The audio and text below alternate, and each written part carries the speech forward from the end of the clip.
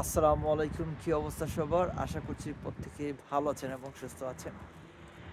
আজকের এই ভিডিওটা শুধু তাদের জন্য যারা আমাকে প্রশ্ন করেছেন যে বাংলাদেশে জব এক্সপিরিয়েন্স, বাংলাদেশে যে আমরা জব করেছি সেটার অভিজ্ঞতা কি এই দেশে কাজে লাগে কিনা ইউকেতে, সেই বিষয় নিয়ে আসলে কথা বলবো।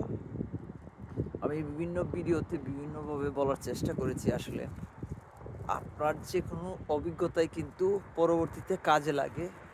সেটা কিভাবে কাজে লাগে সেটা আপনি এই দেশে না আসা পর্যন্ত জানতে পারবেন না, বুঝতে পারবেন না। সো আজকের ভিডিওটার মূল বিষয় হচ্ছে এটা। সো আমি আপনাদেরকে রিকোয়েস্ট করব, যারা ইউকেতে আসতে চাচ্ছেন বা আসবেন অথবা আপনার ফ্যামিলির সবাই আসবে, তারা অবশ্যই এই ভিডিওটা দেখবেন এবং ভিডিওটা সবার সাথে শেয়ার করবেন। কেননা আমি বলতে চাচ্ছি যে আপনি যদি বাংলাদেশে কোনো ধরনের জব করে থাকেন, যে কোনো ধরনের জব যদি আপনি করে থাকেন, ইউকেতে আসার পরে সেই জবটা আসলে কি কাজে লাগে, সেই জবের এক্সপিরিয়েন্সটা কি কাজে লাগে, এই জায়গাতে আমি আপনাদেরকে উত্তরটা দিব দুইভাবে। সরাসরি আমি বলবো না এটা কাজে লাগে, আবার সরাসরি আমি আপনাদেরকে বলবো না এটা কাজে লাগে না।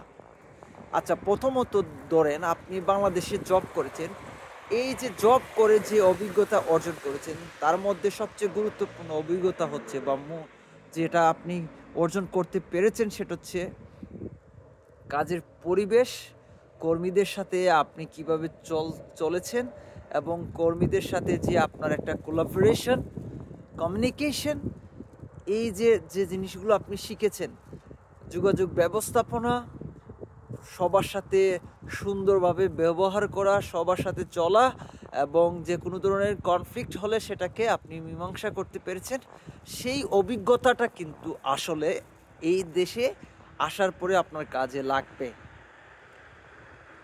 তাহলে আপনি দেখেন চাকরির অভিজ্ঞতা এবং চাকরির মধ্য থেকে আপনি যে অভিজ্ঞতা অর্জন করেছেন সেটা ভিন্ন কথা। আচ্ছা দেখেন, আপনি যদি বাংলাদেশে ব্যাংকার হয়ে থাকেন, এই দেশে এসে ব্যাংকের চাকরি আপনি পাবেন না প্রথম অবস্থায়, অথবা আপনি কখনোই পাবেন না।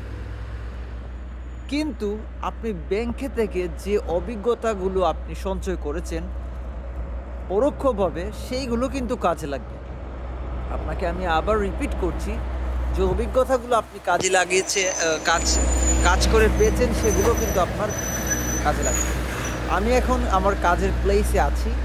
আমি বাংলাদেশে হয়তো বিভিন্ন ধরনের ট্রেনিং এবং কনসালটেন্সি করেছি, কিন্তু এদেশে আসার পরে সেটা হচ্ছে না।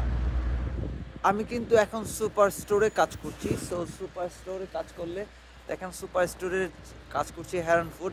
এইটার এখন খুব সকাল 6টার দিকে এখন আমার ডেলিভারি আসছে, সেগুলোকে রিসিভ করব, তারপরে কাজ শুরু করব।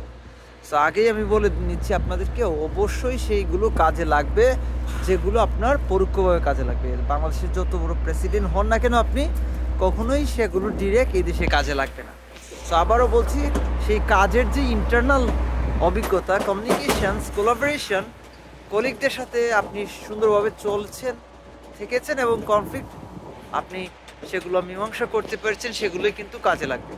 আজকের ভিডিওটা এই পর্যন্তই। আশা করি প্রত্যেকে ভালো থাকবেন, সুস্থ থাকবেন। এই বিষয়গুলো মাথায় নিয়ে আপনি ভালোভাবে কমিউনিকেশন স্কিল ডেভেলপ করেন, আপনার কাজের অভিজ্ঞতা বাড়ান, সেগুলো আসলে ভবিষ্যতে কাজে লাগবে। আসসালামু আলাইকুম।